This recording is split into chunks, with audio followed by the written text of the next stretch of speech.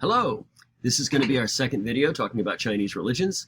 In the last video, we talked about the socio-historical context for the birth of Confucianism and Taoism in the Axial Age in the middle of the Shu dynasty. And in this video, we're going to start with Confucianism and proceed to Taoism, and we're going to talk about some specifics in terms of their teachings and methods and goals. And we've already talked a lot about how they have a completely different focus in terms of their answer to the problems that exist in the middle of the Shu dynasty. Confucianism's answer, of course, is much more of a social answer. It's much more about fixing society, if you will, bringing humans back to a place where they have been properly educated as to what their role in society is, and that humans will find their ultimate well-being, spiritually and otherwise, as they have the correct kind of relationships and fulfill their role in society. And we mentioned that this is not unlike ideas in Varnashrama Hinduism we talked about. And Taoism, very different. Taoism concentrates on the transformation of the individual and kind of poo-poos, the idea of education as being something that can fix people. And again, it's, as I mentioned in the last video, it's not a rejection of education the way you would think of education, or I would, but the idea that people can become better people by becoming better educated. That is not the way Taoism sees it at all. They see it as kind of a personal transformation that is necessary, and if that personal transformation did happen in everybody's life, kings, police, armies wouldn't have much to do because people would live together harmoniously.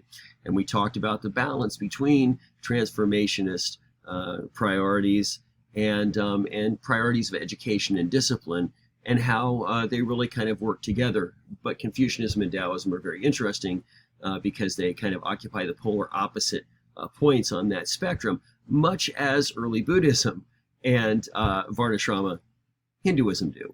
And so that was kind of where we left off the last time, talking about the historical breaking down of society in the middle of the Shu dynasty.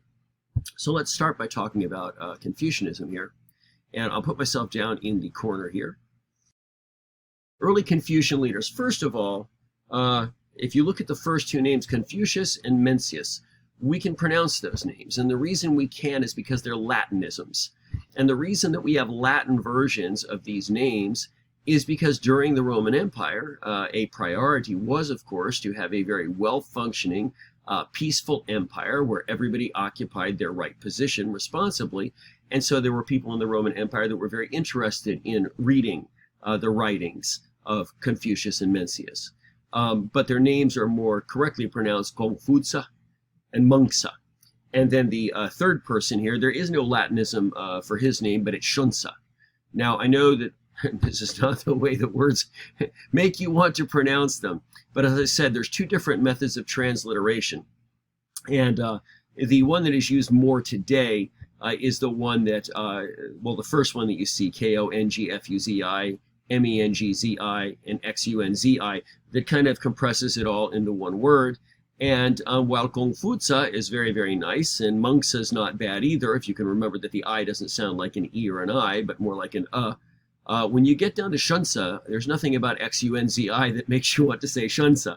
So in that case, if you look over at the next one, which is where the syllables are broken into different words, perhaps that works a little bit better for Shunsa. When you see the HS, just kind of switch those consonants around and you'll be saying it a little bit more correctly. Confucia, Mengsa, Shunsa. Master Kong, Master Meng, and Master Shun. Now, we've already mentioned that education is extremely important, and we've talked about what kind of education it is. We are going to, in a few more minutes, be talking about some of the specific virtuous ideals that people are supposed to strive for and exemplify. But we already realize that that is the focus from the last video. Well, Confucius talks about how education is necessary to fix people and fix their idea of their role in society. Which will result, of course, in an improved society, but also an improved experience of being human. He doesn't really go as in-depth as some of the later leaders in Confucianism do in terms of talking about the nature of human beings Are they basically good, but they've kind of fallen from their original good state? Or are they basically kind of corrupt, but they can have some kind of transformation where they can become better? Now, this is an issue that affects every religion. What the human's supposed to be, what is wrong with the human, how did that wrong thing happen to the human, how can the human be healed from that or else transformed into something beyond that? And this is where these next two guys, after Confucius, become very, very important. Mengzi is probably the more popular. Mengzi tends to see human beings in a more positive way. He sees human beings as being more naturally good, if you will, but feels like they have been corrupted by an evil society. And he very much sees people as the product of society. And so if the society has been corrupted, the people don't have the right kind of education, they don't have the right kind of context and formative experiences to be able to grow into the good people that they're not only capable of being, but that it is their natural state to be. Shunzi sees it differently. Shunzi sees it much more like you would see it, say, in monotheism, where human beings tend to be basically self-serving and corrupt to the core. But they can become better people. They can transcend this natural selfish, self-centered tendency, and they can actually become good people. And of course, what all three of these would agree upon is that proper education is the way. There is a discipline that is necessary. Now, for Mengzi and Shunzi, though, and hopefully you're starting to think about this a little bit critically now, maybe you've thought about these things before, but if you have Mengzi's attitude that the human is basically good and it's the human's natural state to kind of become that, but a corrupt environment is dragging them the wrong way, well, then if you can kind of change the corrupt environment, it seems like humans will more naturally go back to that higher way of being. And so for Mengzi, education is just as important, but the idea is that the transformation is not something, brand new in a sense, but it is reverting back to a previous glory. And it's a natural thing to happen if people learn the right lessons. So Shunzi is going to see it a little bit differently. Shunzi is going to see that since it is not natural for humans to be like this, and what is trying to be accomplished is a radical transformation, humans evolving to become better people, for him, education is important too, but it's going to be a little bit stricter discipline. Anytime that your education is supposed to be helping you to transcend a way that you naturally are, as a rule, stricter discipline is going to be necessary. Whereas going back to Mengzi, if you have the idea that it's natural for people to be better, they've just got some wrong ideas in their head, then if you can just give them a good dose of truth, they should kind of naturally get themselves out of the snare of this lower state that they've been locked in and kind of become better people a lot more effortlessly. So Mengzi's education is going to involve probably a less strict discipline, if you will. I've gone through this quickly, but if you want to back this up and listen to it again, this is really kind of an interesting thing to think about. In the monotheistic religions, they're a lot more like Shunzi. The monotheistic religions are a lot more likely to say that all humans have some kind of a sin disease, or there's something wrong, corrupt in the human being that needs to be fixed, that some kind of transformation involving a power outside them will be necessary to make them better people. And so Shunzi is a lot closer to the way monotheism sees it. But a lot of people today are kind of rejecting the whole what we call a Western transcendental monotheistic attitude for many reasons, but that's one of them. They like the attitude more like Mengzi that sees human beings more in the light of the best that they can be and affirms that it is more natural for them to be that way. Anyway, something interesting to think about. On the next page of your outline here, I'm going to look at some of the important texts in Confucianism. First of all, the first 5 books here are generally called the 5 Chinese classics. However, you will often hear them called the 5 Confucian classics, or the 5 classics of Confucianism. And that's a little bit misleading. It leads you to believe that somehow either Confucius or Confucianism produced these writings, that they originated with the religion, and that is actually not the case. They were, as as with many of the important concepts we talked about at the beginning of the last video, they were in existence before Confucianism was born. However, these 5 Chinese classics do come to their final edited form with the editing of Confucius. We talked a little bit about the I Ching, the 4th book down there, a book that involves a lot of divination procedures and so on. The book here that is the most important of the 5 is the first one, the Book of Rights, the Li Ji. And we are going to talk more about Li and what Li is, propriety, proper action with proper intent, and it's very, very important. You do not need to memorize the 5 Confucian classics or anything. I'm not going to ask you about them, but do know the Book of Rights is very, very important. When we get to the next section where it says the 4 books, okay, the Su Shu, these are 4 books that are directly related to Confucianism. The bottom 2, the Great Learning and the Doctrine of the Mean, are both derived from the Li Ji. The top book in the Confucian classics or the Chinese classics they're both derived from that, and they both focus on different sections, different areas of that book.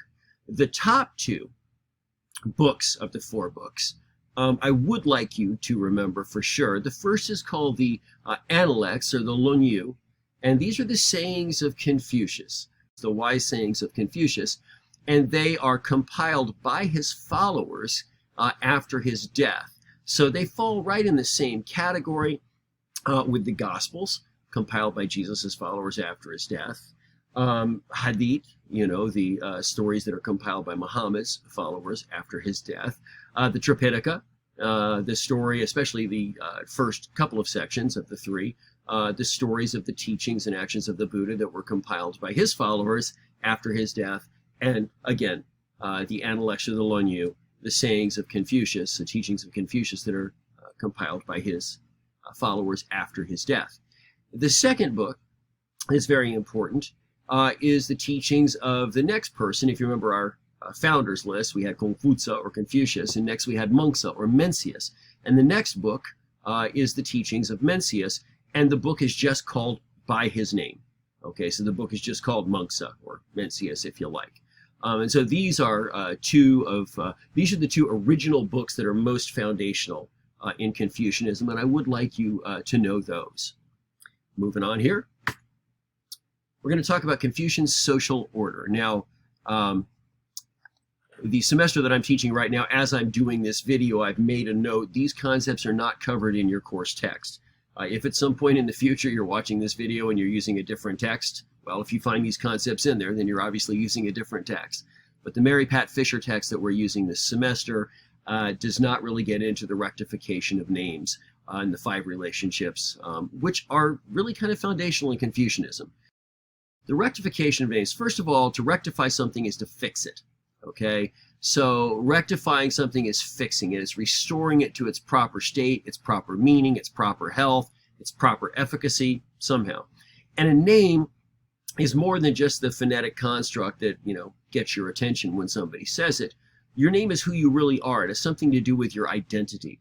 And again, we're talking about a society that's made up of people that have different responsibilities and stewardships. And so your name really is your position. My name right now would be teacher, since I'm teaching. And but at another point, my name might be father, or my name might be grandfather, or my name might be all kinds of things. And you right now, your name might be student, but tomorrow your name might be banker, or your name might be teacher, or whatever. And so the point is, there's a proper way to be whatever you're supposed to be. There's a way to be a good professor, and there are many, many ways I could be a bad professor, obviously. And I do have some understanding of the best person that I could be fulfilling this role as a professor. And though I fall short, obviously, constantly, I at least have these ideals in mind, and I'm constantly trying to strive to get closer to them and become a better person and a better teacher every day, to where it better represents me fulfilling my responsibilities in the way that I ought to be fulfilling them. Now, to this end, remember, education is huge in Confucianism, which is what we're talking about. And so the education is about proper relationships largely. And this brings us to our second topic here, which is called the 5 relationships. There are 5 model relationships that Confucianism uses to teach proper piety, both in the family, but also with people that are not related to you in a family sense, and also the relationship of people to their government, or the government to their citizens, if you will. So we start out with father to son, and this is, of course, a very, very important one. And elder to younger brother is another one. The firstborn son, the elder son in the family, all over the world in this period, and many places in the world, even to the common day. The firstborn really has a responsibility, but also certain privileges and certain benefits of inheritance that the younger brothers do not have. And there is a respect that's due to the oldest. And if something happens to the father, it's that oldest son who becomes the patriarch then of that particular family unit.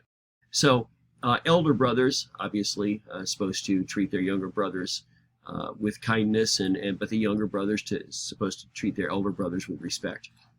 Husband to wife is the third, and I don't even think I need to explain how important that is. After we get past these 3, now we're getting to relationships that don't involve the direct family. And one is friend to friend. Now, you will sometimes see this listed as elder friend to younger friend, and that's fine. Of course, I like friend to friend better. And one of the reasons for that is you're not necessarily older than your friend. We do have peers, people that we're on basically an equal social level with, but there still is a proper way to treat people that are your peers. So whether you're elder, whether you're younger, or whether you're kind of on the same social status, this is how friends interact with friends. And lastly, ruler to subject. Or you could say, government to citizen. Of course, in this case, you're usually talking about a monarchy where there's a king ruling. So saying king to subject might be more appropriate here. Now, these are the Chinese 5 relationships in Confucianism. Say it one more time. These are the Chinese 5 relationships in Confucianism. And the reason I'm saying this is because when Confucianism moves to Japan, Japan adds 2 more categories. Now, these 2 extra categories can be covered in the 5 that we have here. And the Chinese did just 5, using aspects of 2 or 3 of these 5 to kind of deal with these other situations. But the Japanese felt like there were 2 other situations that really deserved their own categories. One of them you're experiencing now, and it would be the relationship between a teacher and a student. Now, in this period, though, we're not really dealing with public schools and stuff the way you're thinking about it today. So it might be maybe more appropriate sometimes to say master to disciple. But whether you say teacher to student, master to disciple, that's one that the Japanese thought should be added and stand on its own. And the other one is something that you're all probably very familiar with as well, unless, of course, you were born independently wealthy, and that is the relationship of an employer to an employee. So the Japanese add these other 2, and they have 7. Should I ask you about the 5 relationships in China in Confucianism? These are the 5 that are showing on your screen right now. Don't include, teacher to student or employer to employee. Okay, moving on. Let's talk about Confucian virtues. Now, this is one of my favorite things to talk about because this is, if you want to talk about what people are supposed to be like, and you want to talk about having all of these very, very well-formed ideals that we're all supposed to aspire to, well, then what are these ideals? What are these ethical standards? The first is sometimes called Ren, sometimes called Zhen. You'll see it both ways. But this is often talked about as the virtue of humaneness. Now, being humane is different than being human, okay?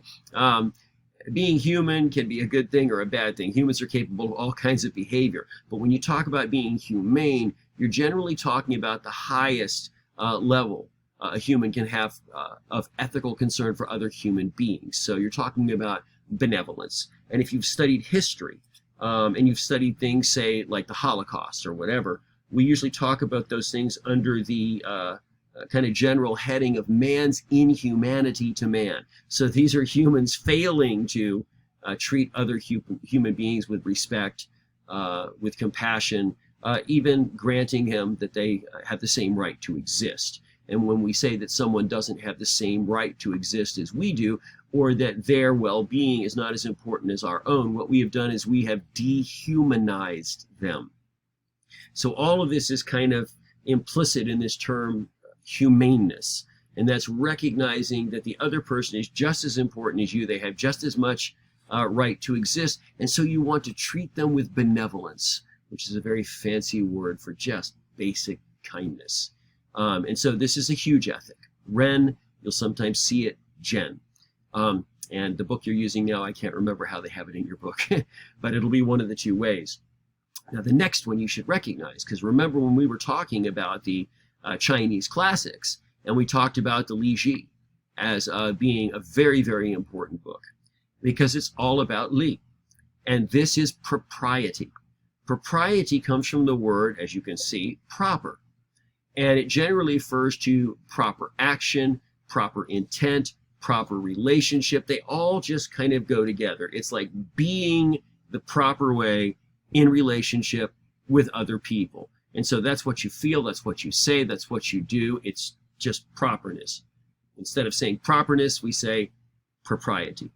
Now, to better explain this, you'll notice that I have defined it loosely as right action, but I've spelled right two different ways. R-I-G-H-T implies correctness. And in this case, obviously, we're talking about ethical correctness, according to social conventions. But when I say R-I-T-E, this is obviously the root of the word ritual. So when we say R-I-T-E action, we're talking about some kind of a habitually repeated action. A ritual is something that is an action that has some meaning to it, more than just the practical aspect or benefit of the action. There's something more symbolic in it. And when that is the case, and you learned this way back in the beginning of this series, we call it a ritual, and there's a sacred nature to it of some kind. So the interesting thing is you can define this both ways. It is right in terms of being the most correct, the most ethical, the highest way for a human being to act, but it also is something that we seek to perpetuate. We seek to make it habitual. Now, here's a good example of this. When I was a kid, I was taught that when you met someone new, you stuck out your hand and you grabbed their right hand, you shook their hand and said, "Nice to meet you." Why do we do that? I mean, yes, I understand why we're saying nice to meet you and we're trying to be friendly, but why do we use the right hand? Why do we grasp someone's right hand? How does that demonstrate this in any way, shape, or form? Well, you have to go way back in history to kind of see the development and so on. In medieval times, first of all, let me say this. In many countries in Europe in medieval times, if you were born left-handed, they would fix you. It was not okay to be left-handed. In fact, the word for left was the same root for the word sinister. It was the sinister hand. The right hand is more of like the proper hand, or, to be in control. So they would change you. So when you encountered someone, they would be writing with their right hand. If you were fighting them, they'd be holding the weapon in their right hand. They'd usually have the shield in their left hand or whatever, but the right hand is the one that would be the more, likely to stab you or cut off your head or whatever. So if you were approaching someone and they weren't quite certain of your intent, and you wanted to get across to them that your intent was not violent, that you meant them no harm whatsoever, that you came in peace, as the old saying goes, you would just, hold up, well, even today we hold up our hands to show there's no weapons in our hands, because today it's okay to be left-handed or right-handed, but generally you would expect the weapon to be in the right hand. And so to show someone your right hand is to say, look, no weapon, I don't come to cause any harm. And that's the same thing we're doing when we're shaking somebody's hand, their right hand. What we're saying is, hi, it's nice to meet you. I hope that this relationship will be beneficial for both of us. I don't mean you any harm. Of course, in the business world, people are serious hypocrites sometimes. And as they're shaking someone's hand, saying, nice to meet you, they're thinking in their head, I'm going to take everything you got, sucker. So obviously people are often disingenuous, but the whole idea is that, yes, I want to be a blessing to you. I want you to be a blessing to me. I don't want, I want this to be a beneficial relationship where we will not harm each other. So proper action, the correct action, the ethical action, the highest moral action, but we try to make this habitual. So shaking someone's hand is a reminder that I don't want to cause harm. I want to pursue peaceful, beneficial relationships with everyone. And this is something that we do habitually. Now, our problem is we've forgotten what the heck it means today. But assuming you know what it means, as you do this, this is reminding you that your intent should be what this what this action represents. Same kind of thing. Let's say that you saw an elder coming down the path from the village, approaching you. And so you step off of the path to let the elder go by, and as they go by, you bow to them. Well, what was the intent? Well, the intent was deference and respect to elders, but the action was bowing. And so bowing is the ritual action that you always do, but it shows your respect, it shows your deference or your subjugation or your submission or whatever to the elders. So another example of how the right action ethically and intent is turned into a habit, is turned into a ritual that should remind you of and perpetuate that right kind of attitude. G is righteousness. And I'm not going to talk a whole lot about that one here, and I don't think I even included that on the exam, to be honest with you. But ethical standards, shu, reciprocity. Shu is kind of interesting, and I'll tell you why it's interesting, because there's kind of a connection to what we call the golden rule. Reciprocal action. Okay, reciprocity is a noun, but if we say reciprocal, that's an adjective. What's a reciprocal action? Or better than this, let's make it a verb, reciprocate. If you reciprocate, what are you doing? Well, it depends what somebody did to you. If I did you a favor and you reciprocate, well, then you're doing me a favor. If I slapped you and you reciprocate, you're slapping me back. Make sense? So this is reciprocity. It's kind of dealing back, what you've been dealt. So let's bring this to the golden rule here. The golden rule, of course, is that which is grievous to you, don't do to another. Or to say it another would do unto others as you have them do unto you. Or, love your neighbor as yourself. Anyway, this is all wrapped up in the golden rule, and we've talked about this before. This is the highest ethic in all religions. But when we talk about shu or reciprocity, it takes it to another level that's really interesting. And that is that you are actually creating a chain of action, or maybe I should say reaction, if you will. Let me explain this in terms of rush hour traffic. You ever left your house in the morning in a pretty good mood, and you're on your way to work, but traffic is horrible, there's an accident, people are driving like crazy, and they're being mean. People aren't letting you in, and somebody flips you off, and just after a while, you're just angry. Well, you left house in a good mood, didn't you? But now you're angry. You get to work, and you're all upset, and you feel like you need to take a break just to try to get back to your Zen self or something. Other people's actions affect you. But here's the interesting thing. The way you're treated, you'll turn around and treat other people, right? If 2 or 3 people cut you off, maybe you're like, screw everybody, and it's all for me now. But it can kind of work the other way too. Imagine you're driving to work and you see a poor lady on the side of the road and she's just waiting for someone to let her in, and nobody will because they're all in a bad mood. So you go ahead and slow down and just wave her in like that, and she just looks at you and you can see it on her face. Thank you. God bless you. The guy behind you is honking at you, of course. You can flip him off. But you let the lady in front of you, and you've changed her day. I mean, she's gone from feeling like she's insignificant to someone who actually treated her with kindness. If she goes 2 blocks down the street and she sees someone on the side of the road that's been sitting there trying to get into traffic, what is she probably going to do? She's probably going to stop and usher them in. Why is she going to do that? Because there's something inside of us. It's something part of our conscience.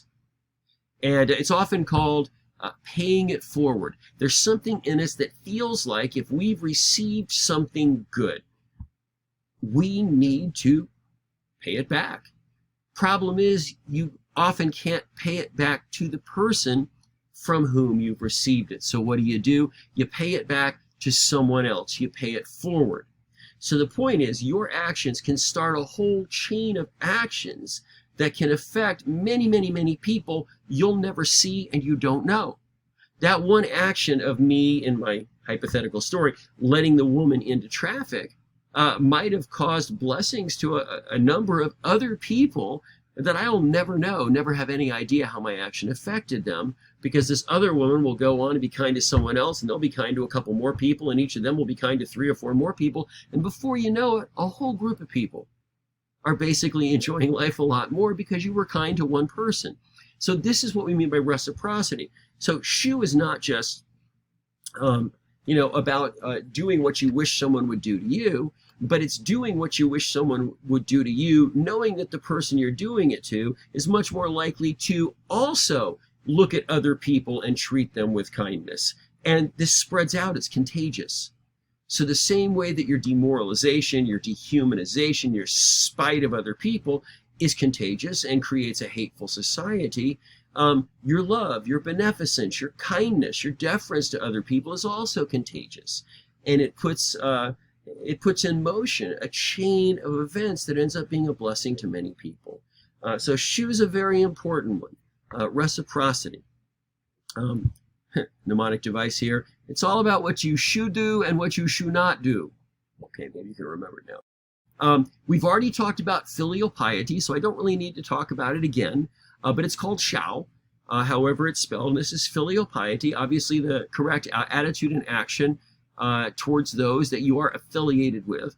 And of course, your closest affiliation is with your family, as we talked about. So you could also call it familial piety in many of the cases.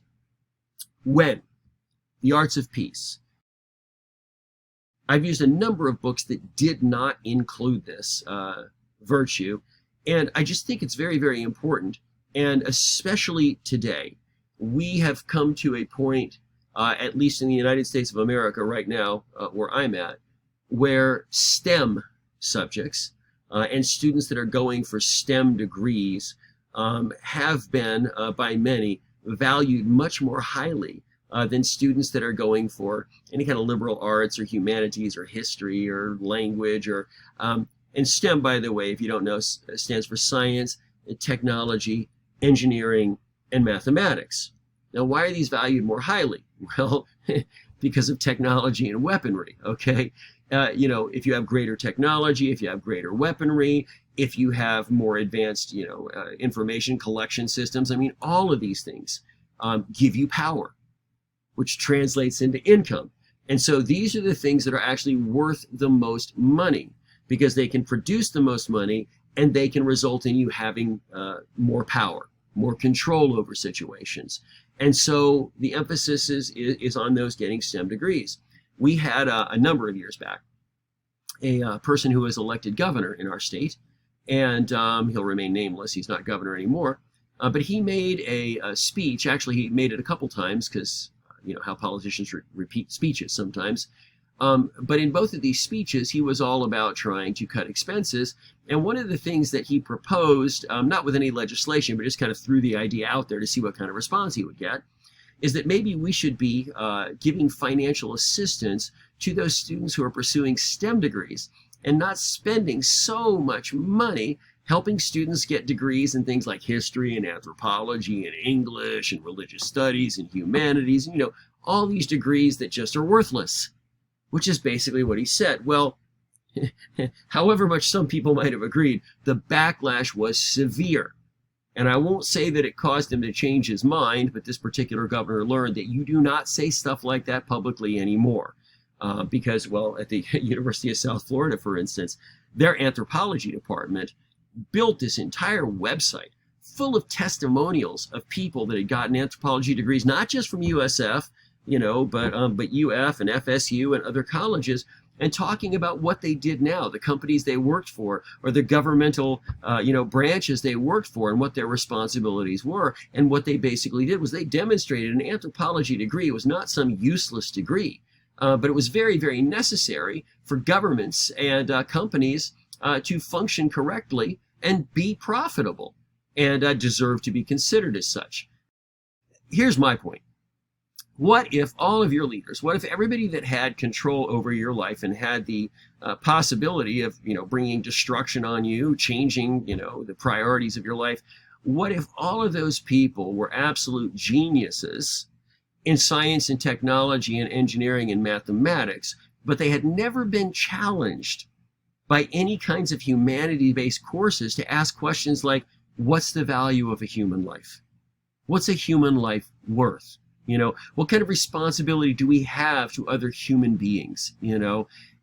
If somebody has never been challenged to wrestle with those deeper questions, I do not trust that they have the correct perspective to make decisions that affect me and my quality of life. I want to know that the people that are making decisions for me, whether they're corporate leaders or governmental leaders or whatever, I want to know that they wrestle with these deeply ethical issues as far as how we're supposed to treat other human beings. Make sense? So now let's go back to Wen here, and I'll wrap this all up together. Wen refers to the arts of peace. When we say the arts of peace, first of all, arts, the first thing you think of is, maybe oil painting or statuary or something, but arts can be anything from philosophy to gardening, from architecture to music to anything that causes humans to find meaning and beauty in things. And the societies that pursue the arts of peace, that support the arts of peace, that promote the arts of peace, tend to be more peaceful societies. It's true.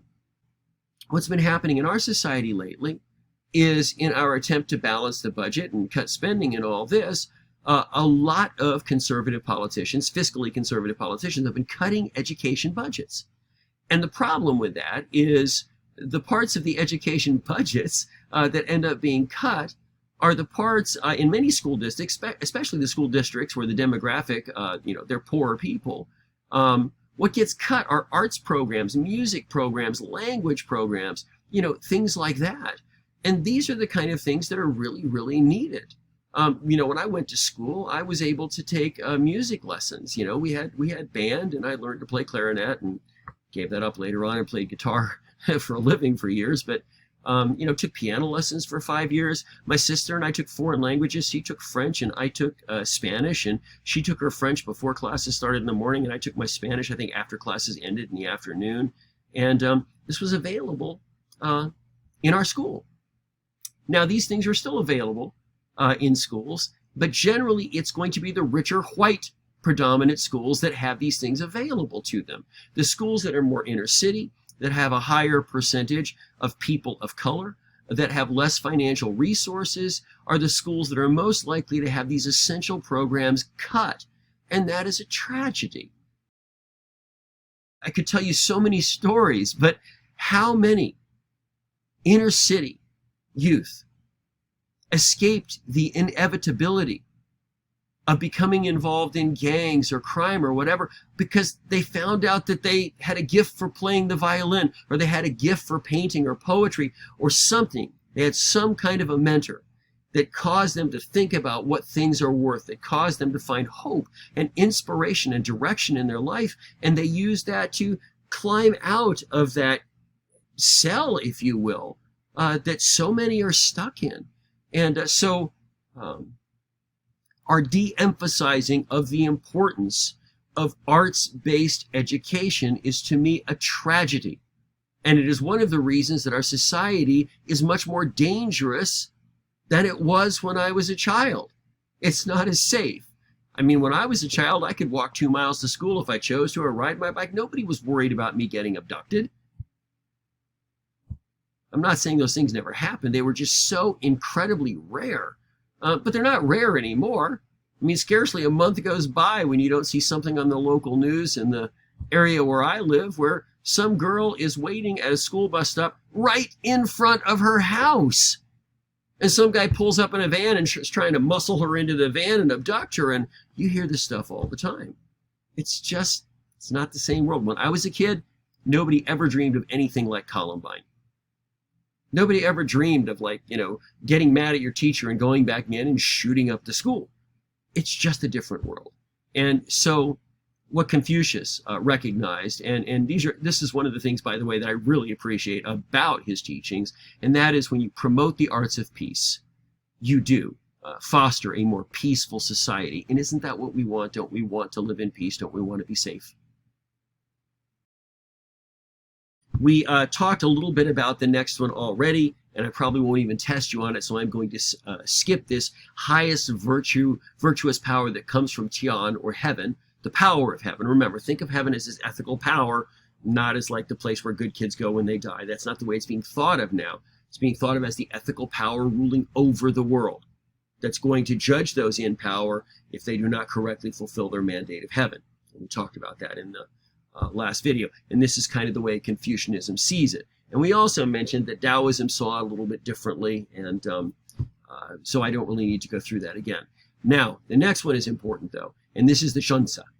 Shunsa. The Shunsa is the noble man. Now, remember in the first video, we talked about a nobleman and how we don't think of noblemen as being noble. Why is that? Because to be noble is a good thing, to do a noble action. But to be a noble man, we expect those people more to be corrupt. And a lot of things like that have changed. Look at the next one, the virtuous gentleman. Do you know why they say ladies and gentlemen?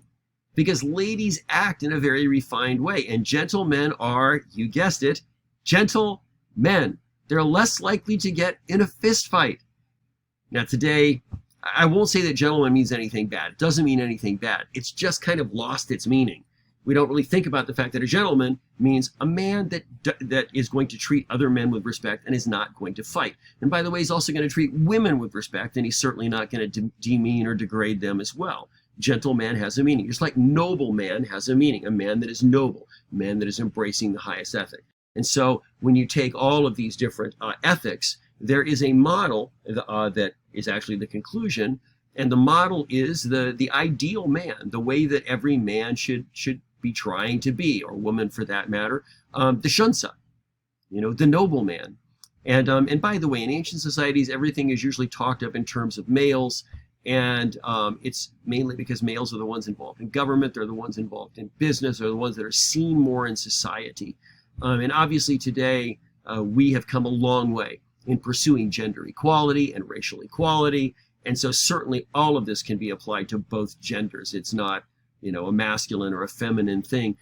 All human beings should be making the choice to continually strive to be the most ethical, the most kind, the most fair people that they can be, and hang on to those high ideals and work for them.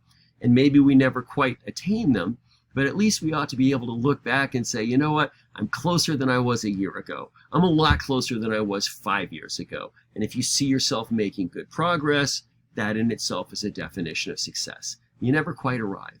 But if you're heading in the right direction and you're making good progress, congratulations. You are being successful in life. You are being a success at living, would be another way of putting it.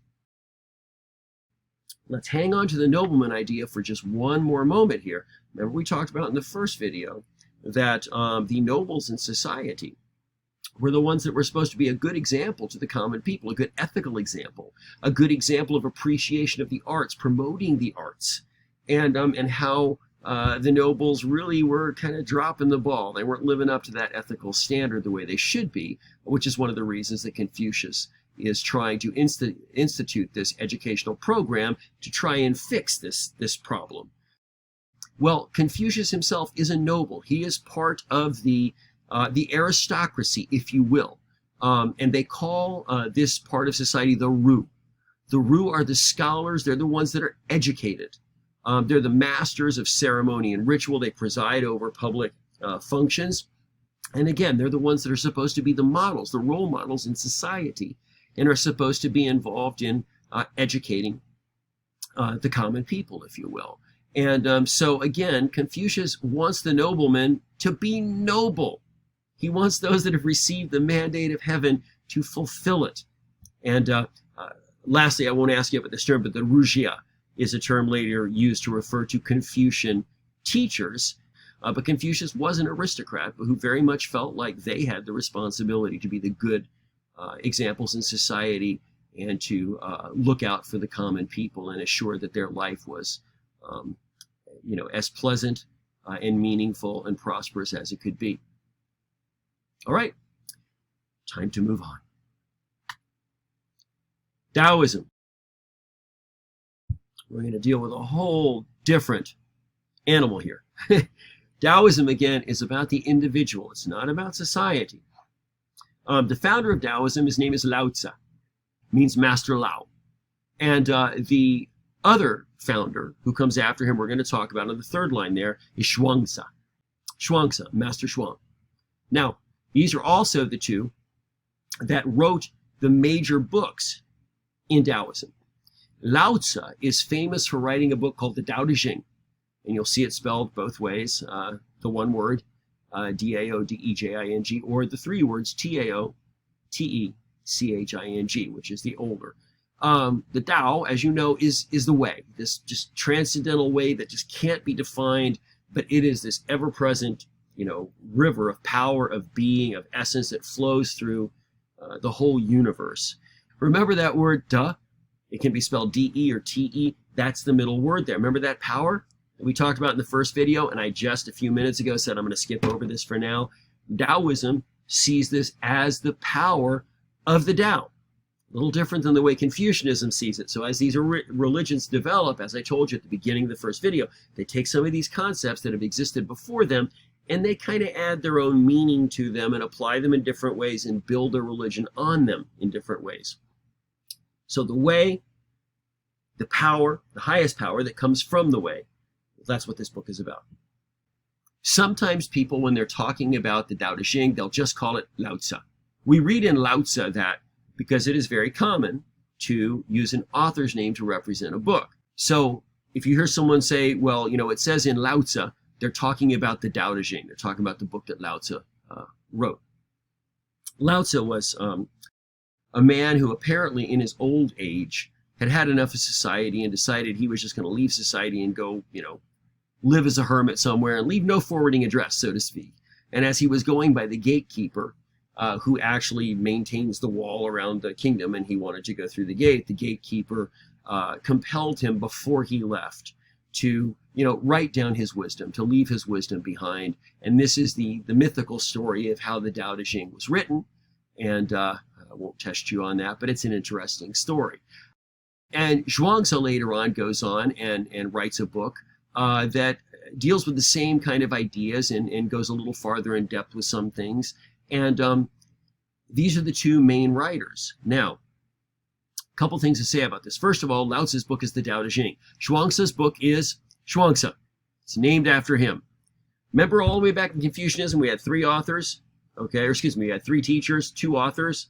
The first author was Confucius, and his book is called the Analects. And the second author was Mengzi, and his book was called by his own name, Mengzi. Same thing here. Lao Tzu writes the Tao Te Ching. Zhuangzi's book is just called Zhuangzi. It's called by his name. Okay. Taoism starts as being just fundamentally philosophical. It is not religious. And when I say it's not religious, it does not involve gods. It does not involve worship. It does not involve temples. It does not involve anointings. It does not involve heaven and hell and final judgment. It doesn't involve any of those things that we can observe and go, oh, this is clearly religious. It has all of these different features that we talked about all the way back in the beginning of the semester. It is very much like the beginning of Buddhism, if you will, because the beginning of Buddhism is all about meditation and inner transformation. It's not about gods or worshiping gods or giving offerings or anything like that. But in the same way that Buddhism turned into something that ends up being very, very religious, Taoism later on does as well. But in the beginning, this is purely philosophical. It's not about gods or worshiping gods or anything like that. It is about finding harmony with the Tao, connecting with the Tao. The Tao, as we said, is the universal force that is ever present in all places and dynamic, moving, always moving through everything that exists. And we talked about Da. And again, this is the highest power. This is the expression and the manifestation of the Tao in all things. So Wu Wei is the goal. It is often spoken of as inactive action. Now that seems like a paradox. Well, maybe just like an oxymoron, but it's more of a spiritual paradox. And so sometimes, again, scholars try to make it easier, and they go action without intention or action without effort. Okay, that makes it easier to understand. But inactive action still regains a little bit more of the mystery that might cause you to think a little bit deeper about it. So the best way to explain Wu Wei and the best way to explain the Tao is using what we call the water metaphor. First of all, let's talk about the Tao itself. The Tao is a lot like water. Now, let's do some kindergarten physics, if you will. When I was a little kid, I learned about two characteristics of water. I was taught that water always seeks the lowest resting place. Okay? You've never seen water go up the side of a mountain. It doesn't do that, right? It's looking for the lowest resting place. Now, obviously, we're reifying water as if it has some will. Obviously, we know it's gravity. But my point is, once the water gets to the point where it cannot find any avenue to get to a lower altitude, it stops. And you've got a pond, you've got a lake, you've got an ocean, you've got something, okay? As long as the water can still flow downhill, it's going to keep on moving. And this brings us to the second. Remember, the first is that water always seeks the lowest resting place. And by the way, it's a great metaphor for humility, by the way. But the second aspect is that water always takes the path of least resistance. And of course, this is a wonderful metaphor for peaceful interaction. The path of least resistance. And as I just said, you see a big river, here's a mountain right in front of it. The river does not go up the mountain and down the other side. I don't care how powerful or how fast it is. What does the river do? It goes around the mountain. Path of least resistance. Now, the interesting thing is, to put this in some perspective, on one level, you might say, the mountain won. It's like the water came rushing by and the mountain said, I am mountain, I will not move. And the water said, I'll go around. It seems like that humble water that's going around and avoiding conflict is somehow the wuss, but that's actually not the case. If you had watched the water beating on that mountain for about 1,000,000 years, what would happen to the mountain? It would cease to exist. Have you ever seen the Grand Canyon? It's amazing what a little bit of water can do if you give it millions of years. The reason that we don't perceive this is because as human beings, we live 80 or 100 years and we die. So when we calculate how powerful something is or how relevant it is, we're thinking of it in a very small period of time. But if you get outside of the time of your own existence and go see the Grand Canyon, or if you can't, look at some great pictures of it and think about the fact that, water did that. It took a very, very, very long time. But that's the way it is with the Tao. Time is nothing to the Tao. 1 second, 1,000,000 years, it's all the same to the Tao. The Tao is not imprisoned by time the way we are. We are the ones that make the distinctions based on the brevity of our own existence.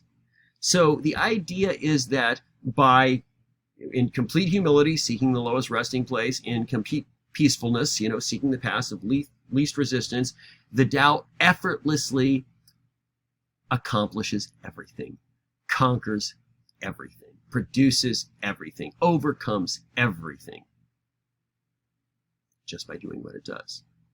So let's bring Wu Wei into it. Let's look at the Tao like a powerful river. We were talking about that. Imagine yourself in a rowboat, and you're out in the river and you're trying to row upstream in the middle of a very, very fast-moving, powerful river. Are you going to be able to row upstream? Probably not. I mean, you're probably not going to even be able to row fast enough to even stay in place. You'll basically be going backwards at a slower rate of speed because you're trying to row in another direction. Now, if it was a less powerful river, maybe you'd make a little bit of headway getting upstream, but it is going to be an awful lot of work to go very slowly, a very short distance before you're all tired out. And why is that? To depart from the metaphor here, you're going against the Tao. Just like you're rowing against a strong river, you're going against the Tao. Now, there's different degrees to how much you can go, against the Tao. If I want to go from one side of a river to the other side of the river, approximately the same place, I can't just row across the river.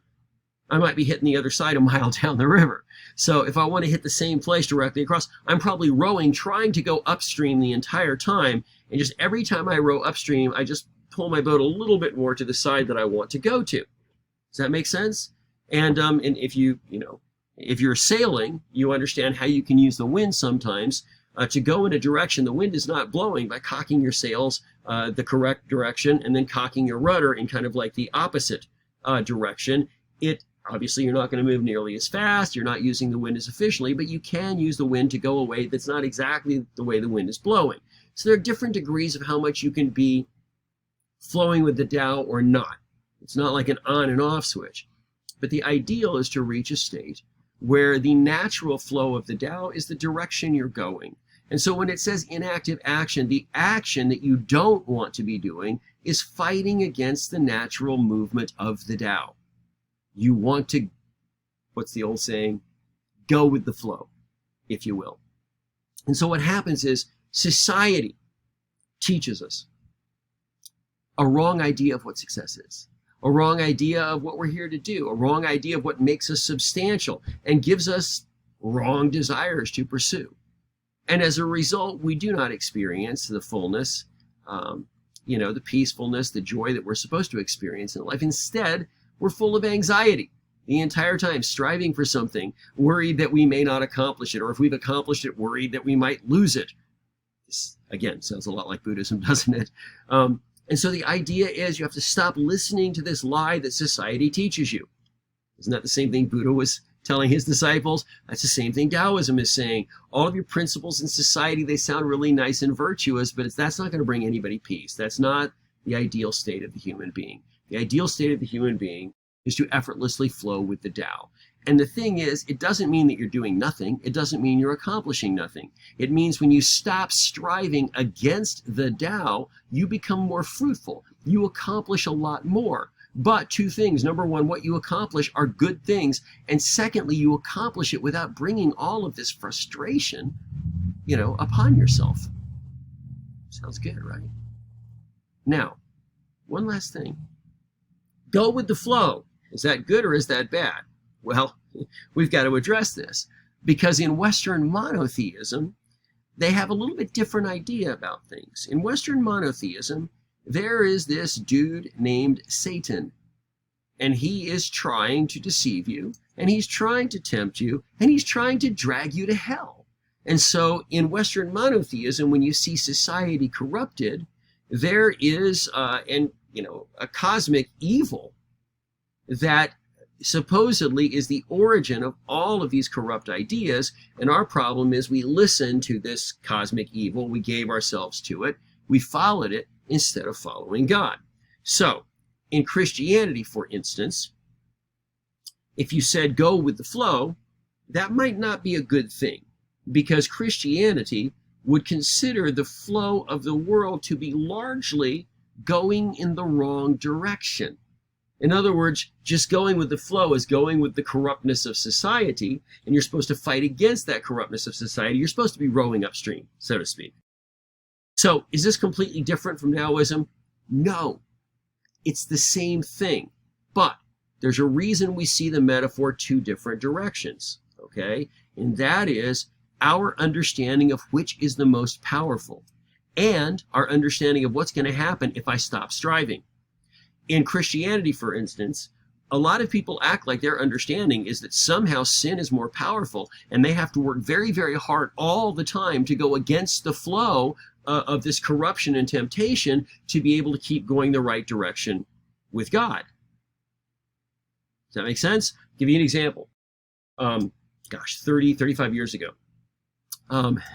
there was a period where evangelicals, these are people preaching the gospel, decided that an effective thing to do would be to produce Christian t-shirts.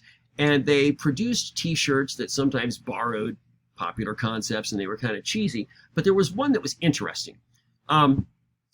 When we first started using computers, probably before most of you were born, they had a limited amount of screensavers.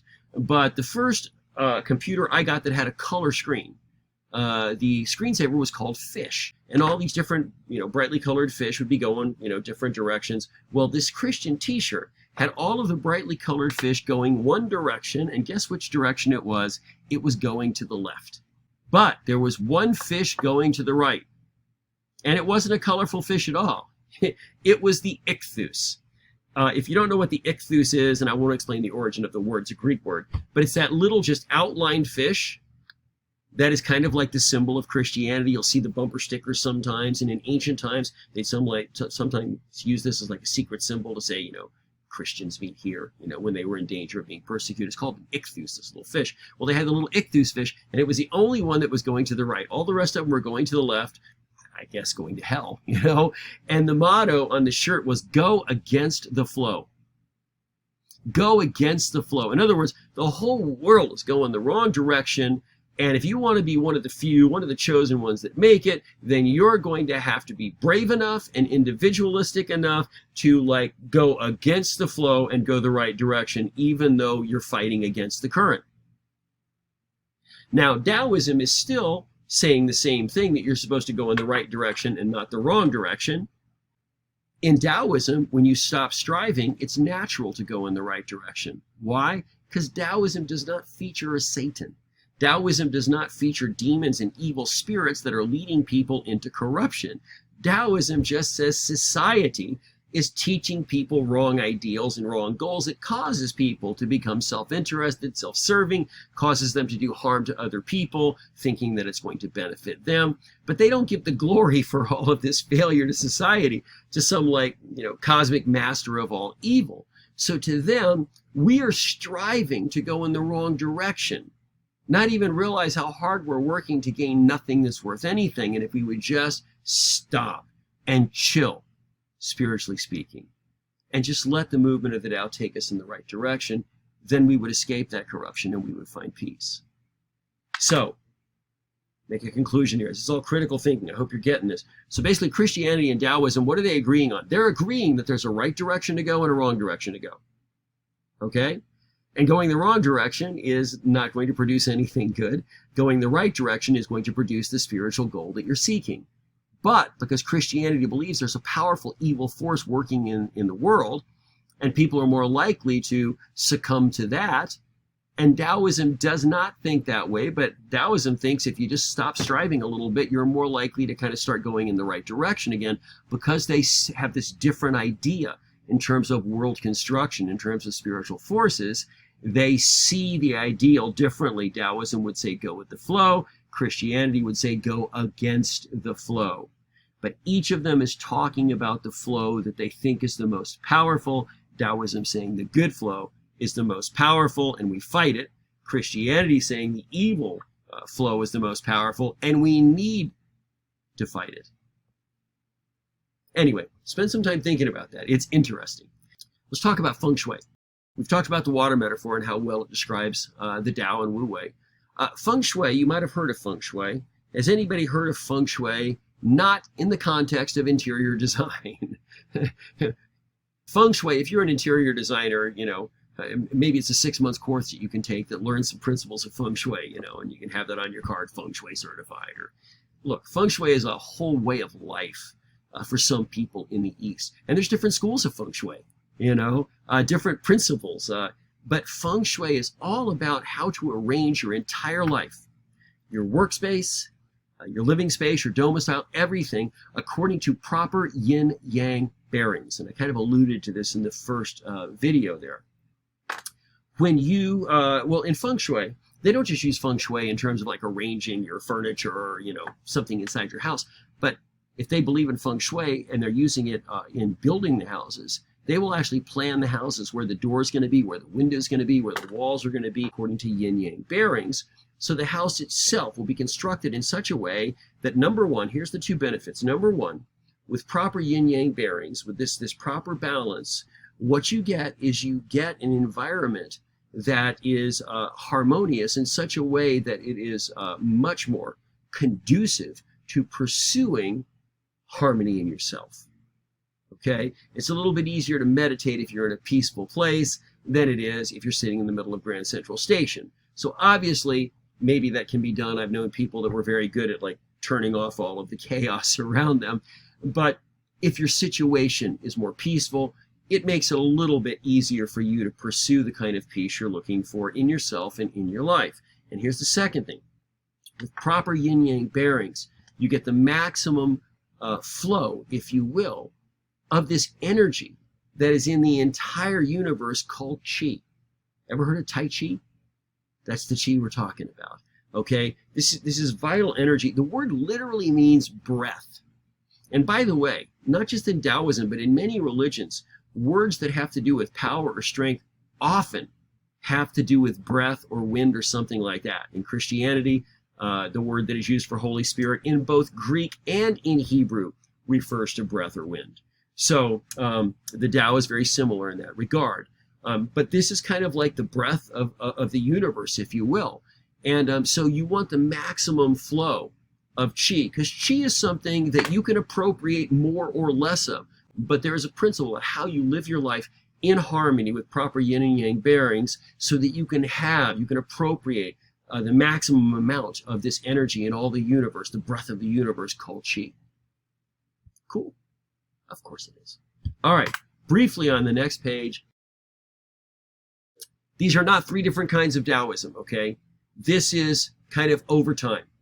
We saw this in Buddhism, by the way, but any religion that starts off being purely philosophical, starts off being more of a monastic movement. In other words, you've got to leave society and get past all of the lies society's telling you to appreciate the benefit. Any religion that starts like that doesn't stay like that, or it dies. Because popular people, the populace, the greater population, they can't deal with that.